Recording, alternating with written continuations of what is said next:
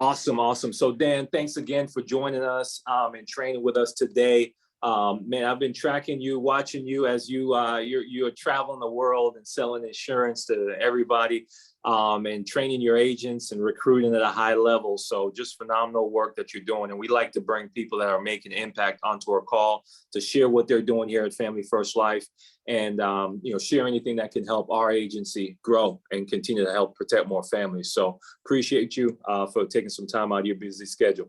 Yeah, appreciate it. It's some big shoes to fill with what you just said. So hopefully I can give some good stuff back. Thanks for having me on. Absolutely, man. And so we have a few new agents on the call today that may not know who you are. So just give them a quick background, who you are, when you got started with FFL, what you were doing before FFL. Yeah, for sure. So from a small little farm town in Jersey, not too far from like the Poconos, if anyone's familiar with that. Do the whole, hey, let's go to a bunch of school and get in a lot of debt, get this sexy corporate job. And then I worked there for 2 years. I'm like, shit, that's not sexy at all. This is a trap. I gotta get out of here. So I was just looking for any entry. I thought I found my dream job. I was traveling the world, doing healthcare analytics. I love the people I work with. Like I liked everything about it, what I was doing, the impact I had. And it wasn't for me. I'm not saying it's a bad idea, but I got some good skills, and I was a data analyst in healthcare. So that obviously for me translates really well into insurance. It's a big numbers game, understanding numbers. So I did learn a lot of great skills along the way. But I just got sick and tired of working for someone else. I don't mind working like a dog at all. Jermaine, is just, if I'm going to work like a dog, by God, it's going to be for myself. And I started about just over 2 years, about 2.5 years ago now. FFL, thankfully, has been the first place I found. I just saw all these ZipRecruiter ads everywhere when I started looking for entry-level sales jobs. I'm like, all right, it's either a scam or they're onto something. So been rocking and rolling ever since. My first year and a half, 2 years, I was pretty much primarily all in person. I was all in person. Then September of this past year, I was like, you know what? I'm going to give it a whirl, and I'm going to get a one-way ticket to South America. And so I've pretty much been chilling in South America ever since on the virtual side of things. So man, that's good stuff. And what country are you in now? Currently, I'm in Rio. I can actually see Copacabana right there. Pretty cool. Oh man, that is awesome. Oh man. So being able to travel, let's talk about that a little bit, because a lot of people now are looking for flexibility. A lot of people are looking to have their own business, be able to set their own hours, and be able to work as hard as they want for themselves, and then also be able to travel the world and experience life and not just be stuck to one location. So what's that been like for you, first of all? Hey, it's been amazing. It was it can be so it's just me. It can be a little lonely at times getting used to it, even just working from home, dude. When I start going virtual, like in around like early September for my house, even in Jacksonville, it was much different.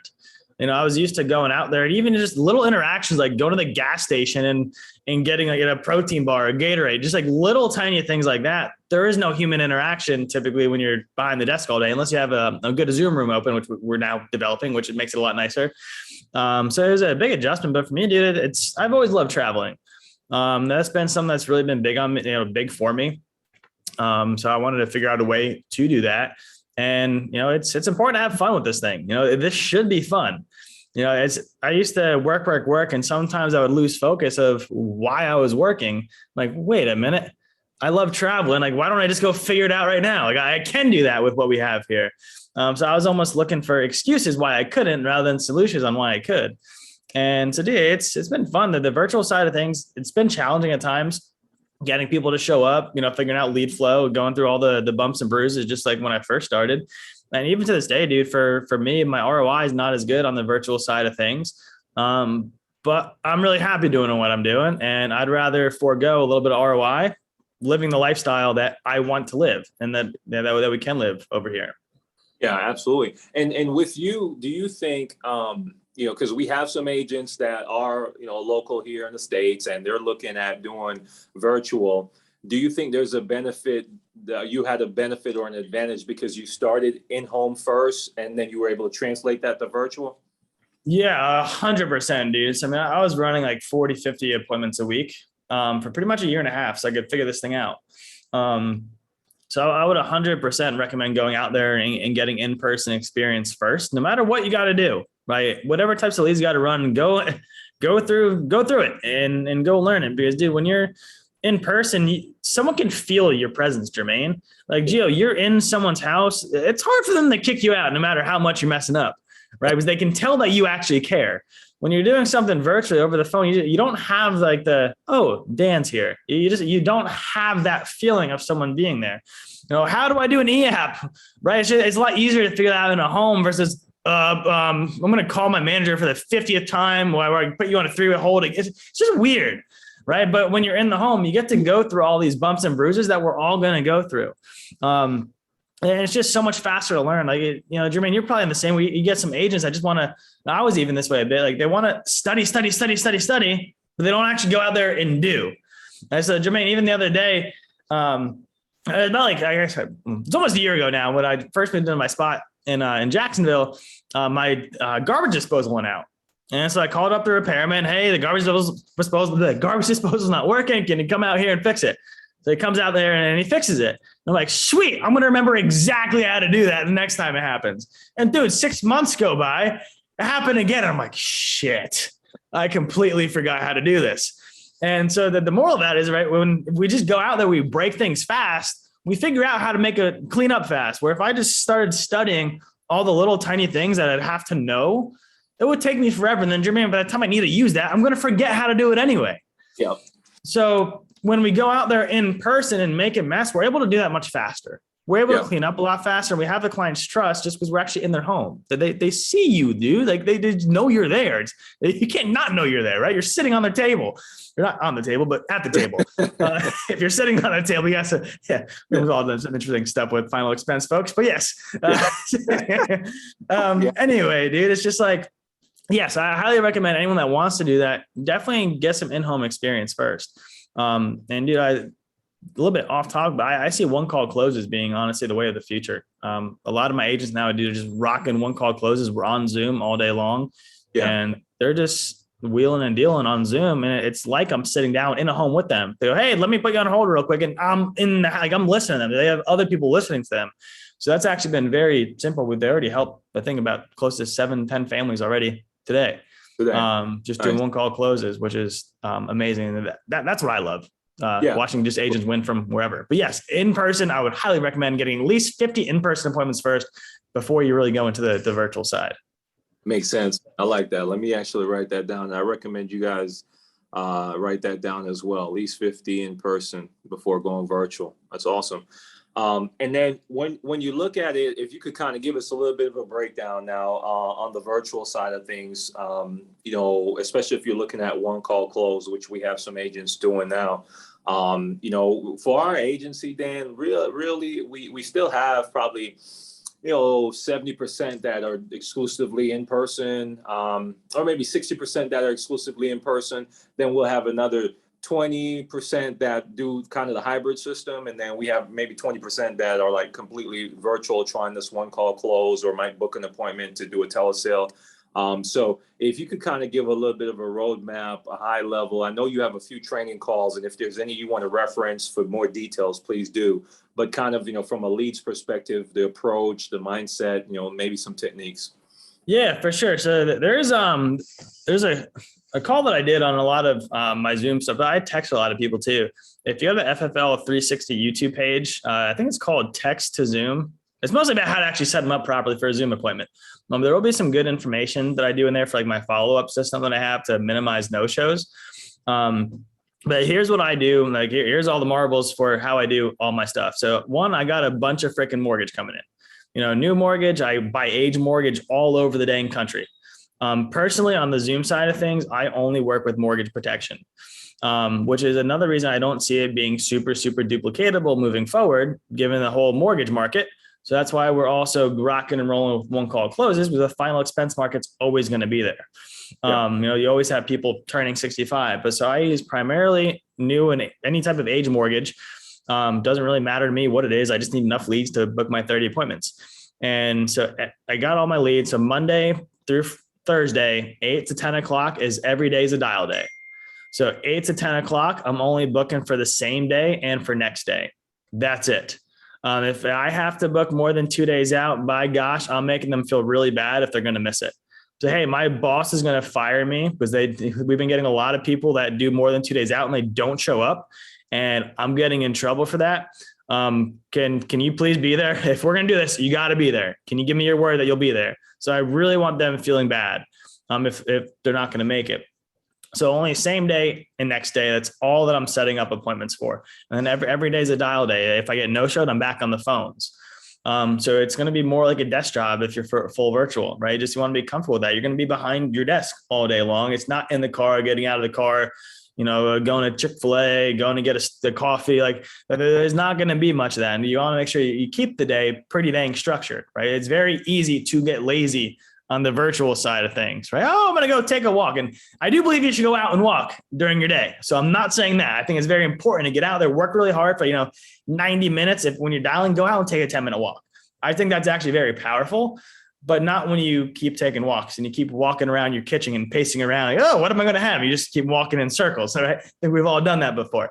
And then in terms of the phone script, and we'll get into the biggest part, dude, is just the no-shows. The in-home, pretty much the same. Phone script, super similar. It'd be like, hey, Jermaine. Yep. Hey, this is Dan. I was just getting back to you. The form you filled out for the mortgage protection. My job is just to do a quick review. What time you typically back in the door from work? 5. Cool. Hey, I'm going to shoot you over a Zoom link, calendar invite tomorrow at 6 o'clock. Just make sure, if you've got a spouse, she'll be there as well. Or they'll be there as well for 6 o'clock. What's a good email address to send that over to? 123@gmail.com. Cool. Hey, Jermaine, I'm going to go ahead and send that over in the next 5 minutes here. Can you do me a favor when that comes in, just go ahead and accept it. And we'll see you tomorrow at 7 o'clock or 6 o'clock. And that's pretty much it, dude. And then within about 10 minutes, if they don't answer that, like they don't click confirm on the calendar invite, I'm like, I want to say, hey, idiot, why didn't you accept it? You told me you would. But, we want to sound professional. Hey, Bob, I just want to make sure I got the email correct. Can you verify the email address for us, please? And I want back and forth interaction, right? When we're in person, Gio, you find out they're going to be home at 5. Cool. I'm showing up at 5:30, right? Boom, done. Over Zoom, it's a little bit different. You can't just knock on the screen and say, hey, where's one of my 3 wishes, genie in the bottle? Show up for the appointment, please. It's not going to happen. And I want to make sure my time, I'd rather someone cancel on me or reschedule than no show. So it's going to be a lot different mindset wise when I'm going into a Zoom. So it's going to be much more like a doctor's office. The night before, I'm going to send out a reminder. The morning of, send out a reminder. 30 minutes before, I'm sending out a reminder. I almost want it to be a little bit annoying. So then, dude, they're kind of a little bit annoyed and they're going to remember it. Right. Yep. And it makes it look like it's just coming from like an office, like a doctor's office. They have no idea it's the doctor, me, sending the message. They think it's coming from the office. Right. And then I send them a calendar invite with Google Calendar. Some people use Calendly. It doesn't really matter in my 2 cents what people use. You just got to make sure you're using a system, right, and being consistent with it. And that's pretty much it, dude. Then I just show up for the appointment. If they don't know how to use Zoom, I want them thinking it's going to be a Zoom appointment, even if they can or cannot use it. Because then, dude, Jermaine, if they're thinking tomorrow at 2 o'clock, we're going to have a problem. And no old people likes technical problems, right? So they're sitting there all day long trying to figure out what to do. They're calling their 5 grandkids like, hey, have you heard of the Zoom thing? I don't know how to do it. Come over here and download on my computer, right? So I want them thinking that, even if it ends up just being a telephone appointment. I want them thinking that it's going to be Zoom. So that way my no-show rate should go down because they think they have a problem tomorrow at 2 o'clock.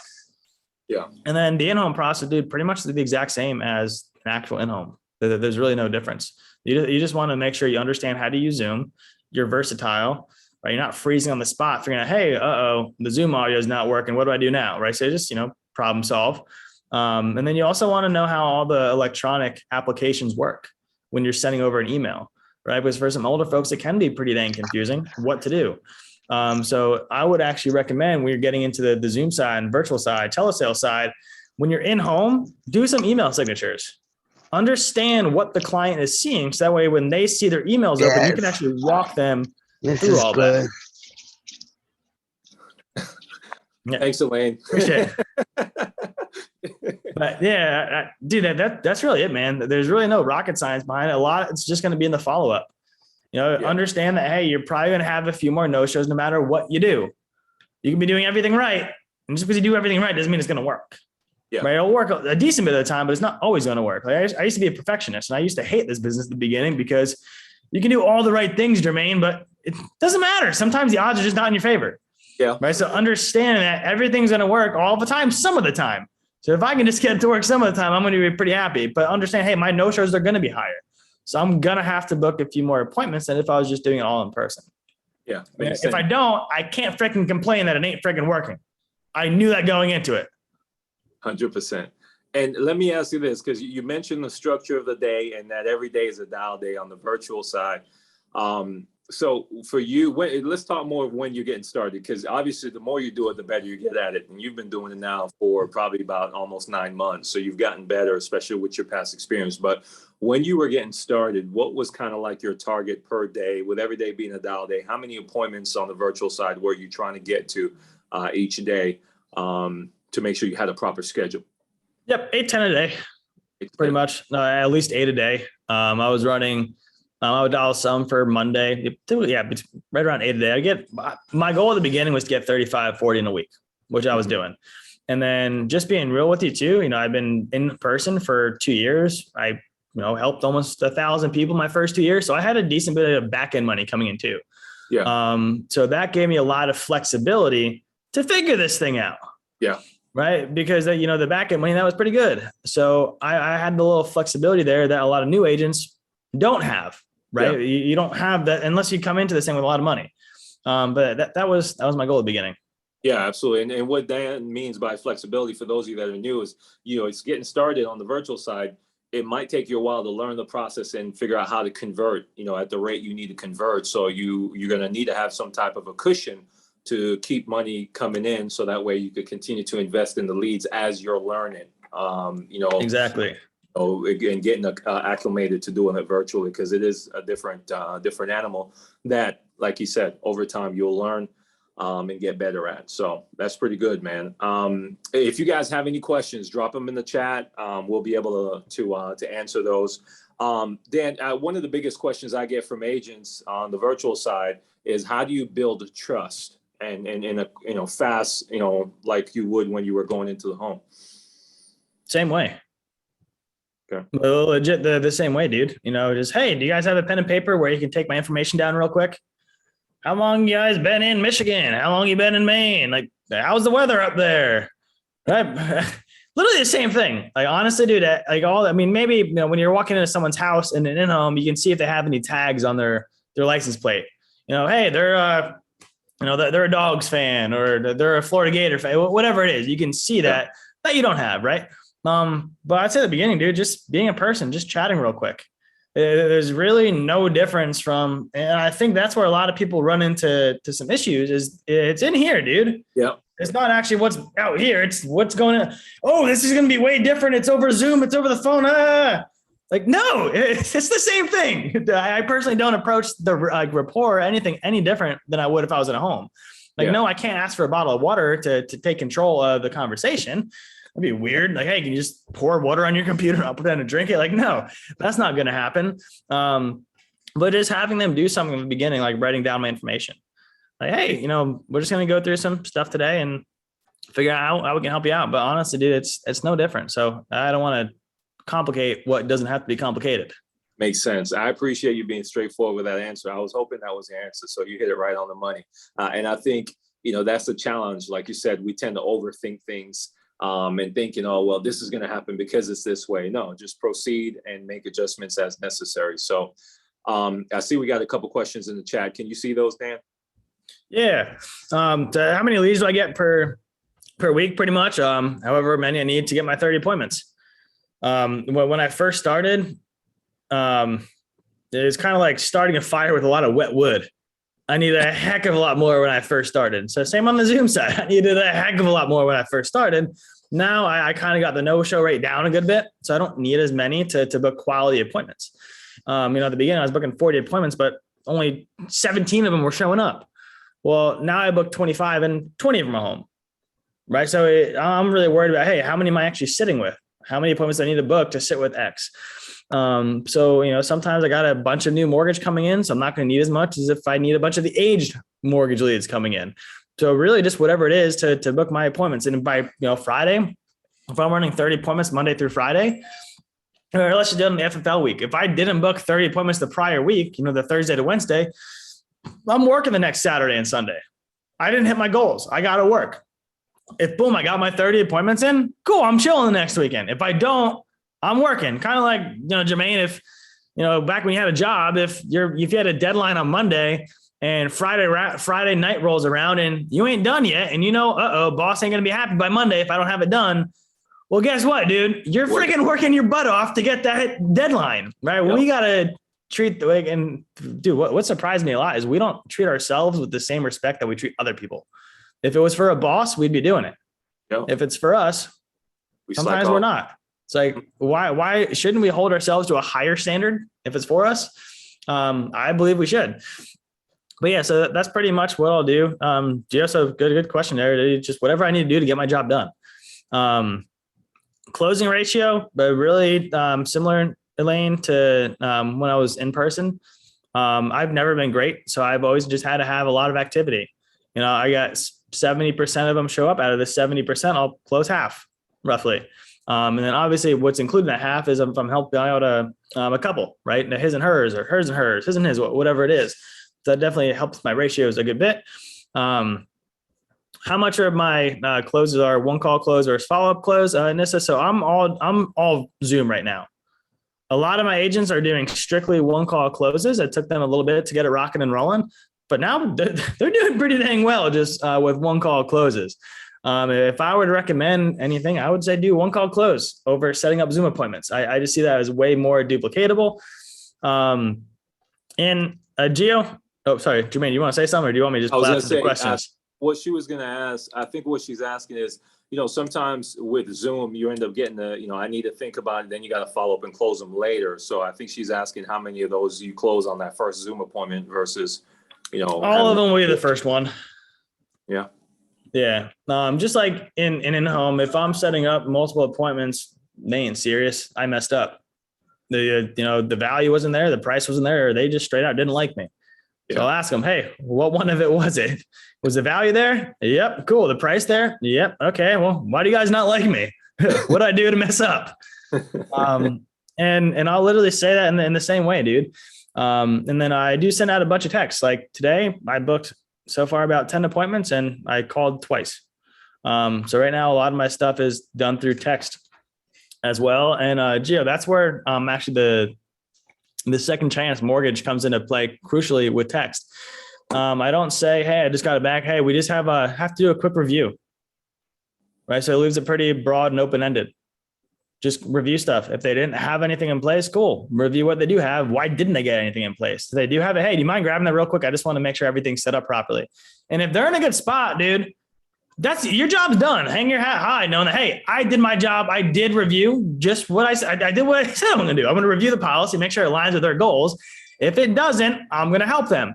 If it does, hey, you guys are in great hands. And Jermaine, how good would you feel if you had another person come by and say, hey, you're in a great spot? Yep. Right. You're now like, cool. I feel accomplished. Right. So that is, for me, it's almost equally as rewarding as actually putting a policy in place, making sure that they are in a good spot. And then Gio, that's how I handle a lot of those, just to do a quick review. I'm on the phone. Yeah. Hey, they just have us do a quick review real quick. Just make sure we're in a good spot. 2 or 5 better, and just keep blasting that out. And it's not always going to work, but I don't need it to always work. I just need it to work some of the times. And dude, on a lot of the reviews, Jermaine, that's where you write some massive policies on reviews. Yeah. Because guess what? They're already, when I first did that, Gio, like, oh, you already have insurance? Cool. I'm going to pack my bags and get out of here. But now I'm like, cool, let's see what we can do. Because they already believe in it, Jermaine. They already have insurance. Yeah. Right. So now, hey, can I help out someone? Yeah, cool. They already believe in it. Right. It's much more straightforward. Like, hey, if you can get more coverage for less, or if you could get, a lot more coverage for the same, would that help you and the family? Yes. Who's going to say no to that? It's not, hey, I can undercut this policy by $20 a month. No, right? Provide value. Let them decide that you can help them. Yeah. And then my daily routine. I actually like that question, Alvin. Do you want me to just bounce the next one? How do you want me to work this, Jermaine? I'll just go through it if you want. Good, man. You're in control. Okay. Whatever. Yeah. So, Alvin, daily routine. I actually think that is the most important thing that anyone, whether you're a business owner, employee, just personal lifestyle, I think that is the best question that someone can ask in terms of getting ahead personally, individually. I used to freaking hate in school talking about all this behavioral stuff. I just thought it was a bunch of bull crap. And I was like, hey, tell me what I got to go do and just let me do it. What I see, if I asked all the top producers on here what your morning routine looks like, I'm going to be hard pressed that you guys all have the same morning routine, a variation of it. Anyone that's helping out less than 10, 15 families a month or less than 20, I can guarantee that you guys probably have the same morning routine in place. And not trying to judge anyone, but I typically find that the top producers, they're not just top producers in insurance. They're top producers in all aspects of their life. That's how they get to where they are. So waking up at 5 o'clock, get the juices running, get a 20, 30 minute workout in, and again, it's just variation, just get the juices going. And I typically read for 30 minutes. I'll call someone I love, tell them I love them, have a conversation with them real quick. I write down all the things that I want to do for the day, not want to do that I'm going to do for the day, and when I'm going to do it. When you're going to do it is also very, very important. There was a study done, and if anyone read Atomic Habits, it was in the book Atomic Habits. So I'm just paraphrasing what happened in there. There were 3 focus groups, and the goal was, Jermaine, who's going to work out the most? And group number 1, obviously, let's call it 100 people. You had 33, one had 34, whatever it was. Group number 1, they were just told to work out. I think like 30% of people actually worked out that week. Group number 2 was told to work out. And also, here's a motivational pamphlet each day, right? It's to hopefully motivate people. And my take on motivation is, if you ain't motivated already, no one's going to motivate you. So they didn't get up and go work out either. It actually decreased. So it didn't do anything. Group number 3 was told to work, to actually write down where they're going to exercise and when they're going to exercise. And boom, the results skyrocketed, dude. So it's kind of goes to the principle, do we think we're working all day, or are we just busy? Yeah. There's a big difference between being productive and being busy. And all of us can fall into that category, dude. It's realizing when we're actually being busy versus actually working. So I think that's crucial. And then I typically take a cold shower when I first wake up for like 2 minutes just to wake myself up, to get a coffee and write down all that stuff. And by 7:30, working on my first task, 8 o'clock, I'm dialing. And then I'll work for a few hours and go to the gym a little bit again, typically, and then finish up my day. And I do that Monday through Friday. Right now, if I don't have my goals, I'm working Saturday and Sunday. But for me, Saturday and Sunday, I'm out exploring, whatnot. But I'm still getting the morning routine in on Saturday and Sunday. For me, that's a non-negotiable. Weekends are the time to get ahead. So if I'm slacking on the weekend, well, that says a lot about what I want to do in life. Dan, if I want to slack, cool. I can't complain if I'm not getting ahead. Yeah, man, that's gold, Dan. I appreciate you sharing that, because so many people neglect that part of life. And I'm learning that, like, I'm 60 days into 75 hard right now. Okay. And it's just being able to help me to key in on those daily activities and making sure that, your daily routine is on point. And it's amazing how that affects all areas of your life, not only your business, but all aspects of your personal life as well. And especially for those that, are in this business, I like to look at what we do as this is a sport, right? And you want to be performing at your best as an athlete in this business. And it's more of a mind game in this business than a physical game. So, but you got to have that daily routine down. So that makes sense. Jermaine, can I ask you a random question? Outside of business, how much happier are you now? Just with general life as a whole? 100%. Like, it's just, and dude, if you're much happier now, you're probably going to work harder. Yeah. Right? You're wise there. It's not like everything comes to the forefront when you're happy. Yeah. When you don't do that, you start getting, it's kind of like, dude, when you go to the gym, like everyone's been to the gym repetitively, and then you don't go to the gym. It's like, oh shit, I missed the workout. Well, that should be the same with our daily. Like, how do we expect to get a strong mind when we're not training our mind daily? Yeah, absolutely. Same thing. 100%, man. One more question for you on the one call close. So you say you have some guys calling, and I'm assuming they're using the internet life leads, or what's the lead source on these one call closes? Yeah, honestly, any lead, dude. Doesn't really matter. Mortgage, internet, age, final expense, mailers. a lot of it are approached the exact same. I am finding that the mortgage leads, you typically have to end up setting a Zoom more likely than not. Just because more likely they're at work, they're waiting for, they got weird work schedule. So you want both of them to be home. I find a lot, the final expense is a lot easier just to internet leads, just boom, boom, boom, plow through. Yep. Okay, good. We need insurance. Cool. Go. Who asked that question? Alvin, in terms of that, the big difference, actually, there's not really a big difference between doing in-home versus one call closes. It's a lot of I haven't done them. So I have a hard time. So the only time I did a one call close, a lady just asked me if I can do it right now. So it's a little bit different. But the agents, from what I've realized, is they just go right into the appointment. Just like you would if you were actually in the appointment. You just go right into it. Hey, can you grab a pen and paper to take my information down? I'm really good with what I do. So it's not going to take more than 10, 15 minutes. Can you go grab a pen and paper? And that just kind of establishes a lot of trust from the very beginning. I'm good at what I do. Like, oh, okay. It kind of puts you in your place. Yeah. Kind of like, a lot of people look at that as like cocky or confident, but if you're good at what you do, you should be a little bit cocky. No, I'm not saying be condescending, but be good at what you do. Let people know that you're good at it. That typically gives them some calmness, right? If I had a plumber that came into my house, I'm like, got to figure this one out. Or, hey, I know exactly what to do. Just give me some time, right? It's saying the same thing, but just how confident you are in actually saying it. That's the best I got for the one call close, Alvin. I personally have not done it, but that's what I found the agents that are having a lot of success. They treat it the same as if you're just going right into the appointment itself. Makes sense. And I'll follow up with you offline, Dan, to get some more information. Maybe there's a Zoom or something we could plug into. I'll get that info from you. So let me just see if there's any other question in here we might want to touch on before we wrap this thing up. Oh, there was a quote I was looking for, Jermaine, and I couldn't find it. And it was about the daily routine. Yeah, go ahead. And I paraphrased it, but it goes, attacking your day without a game plan is like climbing Mount Everest without any training. That's good.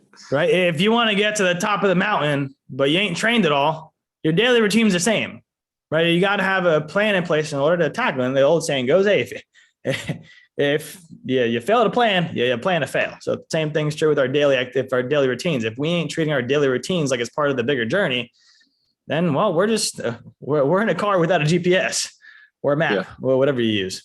One of my uncles still has a map and will pull over like on the side of a road and open it up every time he forgets where he's at. It's like, Joe, we got phones now. It's funny you say that. I stopped at QT in between appointments the other day, and they actually had a map in the QT on the wall. I took a picture to post on my Instagram. I was going to be like, hey, y'all know what this is? But it was a map with all the highways, and then I was like, wow, that's ancient. Yep. Cameron had a great question here. Any favorite books or mentors? And then also, I want to talk to you about the recruiting side. So I'll save his last question until you answer those two. Go ahead. Any favorite books or mentors that you'd recommend for mindset and whatnot? Yeah, books and mentors real quick. So books, if you haven't read Rich Dad, Poor Dad, that is a business 101 must. Rich Dad, Poor Dad by Robert Kiyosaki. I would definitely pick that up. That helps you tons of like mindset wise, like why you should build a business versus just being an employee. There's pros and cons, right, to each, but why a lot of us are here, that's definitely business 101. Atomic Habits is great in terms of actually making great habits. I just finished the 5 a.m. club right now. It's actually a very easy read. Another great book, but it's all just about how to actually attack your day, right? If we can all win our day, we'll win the month, we'll win the year, right? But it's all those little tiny battles along the way that really helps us win. So I would definitely read those books if you haven't. But a lot of the Rich Dad, Poor Dad series, he's got a lot of other great books out there too, like Cash Flow Quadrant. It helps you understand like how to be a business owner, right? And not just insurance. Obviously we're here for insurance, but I don't think this is like anyone's end destination, right? We have other stuff they want to accomplish in life. So understanding how we can utilize everything to come together. In terms of mentors, I mean, in this business, John Wetmore, Sean Mike, Brian Montalto, those are three that come to the top of mind. But I like watching all entrepreneurs, Brad Lee, Ed Milet, Patrick Bet-David. I just like understanding how they actually tackle their days. And so that's at what point in the business did you realize you would stick it out and make a career? Day one. when I made the decision. I don't like to give myself plan Bs. So my plan A, I'm making this freaking work. This is going to be what I'm doing. If I have any sense of self-doubt that this ain't going to work, and by God, it comes and goes, as the months are, but deep down inside, I'm making it work. If I had any sense of doubt that it's not going to work at the beginning, I should have picked my bags up and just quit from day one. You gotta, hey, this is going to work. Tell yourself it's going to work. So day one is going to work. Yep. I gotta, there's so many people here winning. I just got to figure out what they're doing, and I'm not.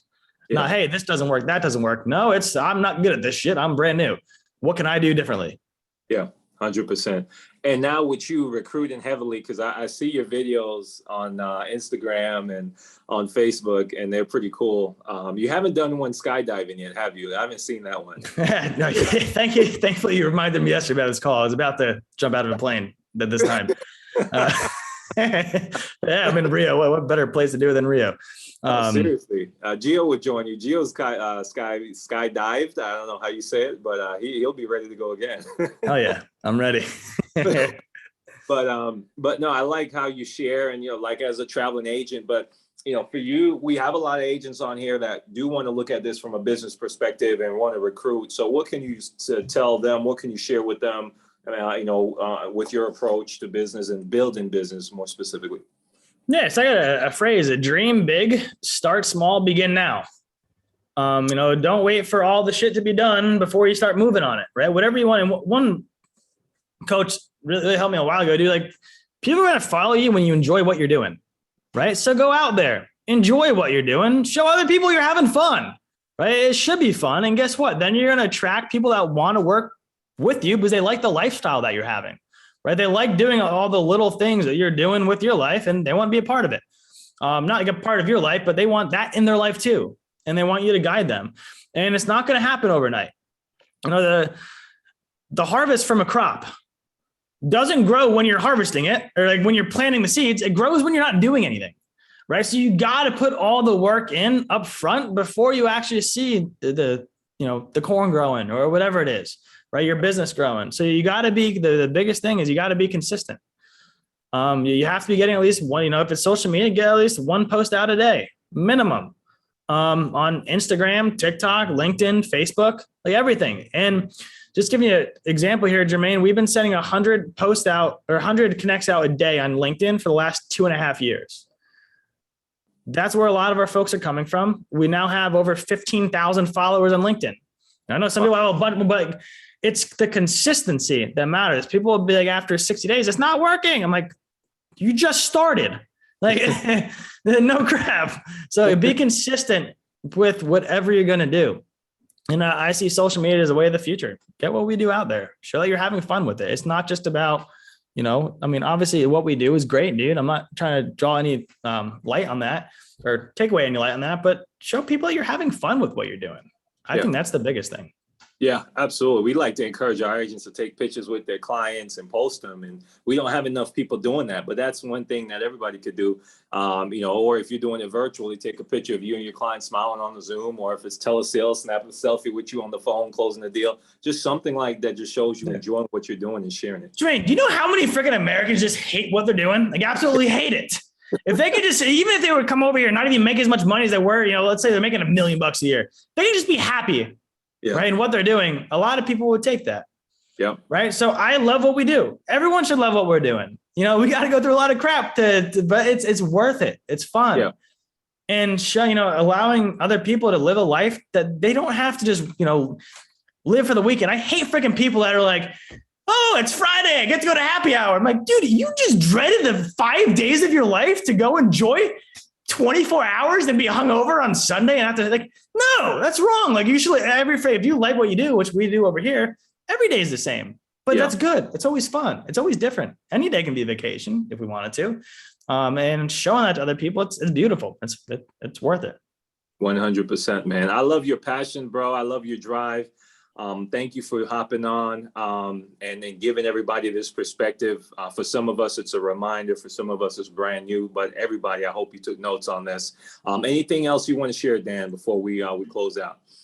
No, I always believe that if your why is big enough, just like when you're in the homes, nothing's stopping you. No, so I know this might be tough to hear, but if you're not where you are, it's because of you, right? There's no one else to freaking blame. But also pat yourself on the back when you do go out there and do well, right? Let yourself enjoy the fruits of your labor. But there's people in this business that are in places that we all want to be. Just figure out what they're doing and do it. And put the head down and get to work. Judge the activity, not the results. And the results will follow. 100%. Anissa, we'll let you slide with that one last question. It better be a good one or else we're fine. Thanks so much. Thank you. So Dan, you mentioned earlier that today you close on 7 to 10 people. So I was just curious, like with you being all virtual, how many people do you talk to every single day on your appointment days to get those 7 to 10 closes? I'm not. I wish I was closing 7 to 10. I'll have 7 to 10 appointments a day. Out of those 7, if I had 10, say 7 will show up. Out of those 7, I'll help out 3 to 4. Okay, thank you. That's what I was wondering. Thank you so much. You got it. All right, good stuff, everybody. Well, hey, Dan, enjoy. Not Argentina, Brazil, right? I will. I was just in Argentina. It's beautiful too. Yeah, I'm in Brazil. Yeah. Hey man, I'm gonna come visit you in one of these countries one of these days. Gio, you down? Let's go. Hey, if anyone actually wants to do it, it's like man. It's like better than compound interest. When you make dollars and you spend pesos, people think like you're just printing money because you're traveling. It's cheaper to live out of the United States. I love the United States. Don't get me wrong, but it's super cheap to live down here. You can live like a king and a queen on like $2,000-3,000 and you invest the rest. That is the 6th wonder of the world outside of compound interest. Yeah, I love it. So if anyone wants to do that, please feel free to hit me up. I would love to. Absolutely, man. So, hey, you guys can connect with Dan on Facebook, on Instagram. And if you have any, questions, reach out to him. But Dan, appreciate you, man. And hopefully you get that skydiving trip in sometime this week. Be safe. Oh, I will. It's Saturday. Appreciate it. Thanks for having me on. All right, everybody. I'll catch you guys later. The rest of your Memorial Day, enjoy some time with your families. Unless you didn't book enough appointments, then you got more people to call. You be your own boss in this situation. Do what you need to do for your families. All right. Have a great rest of the day. Thanks.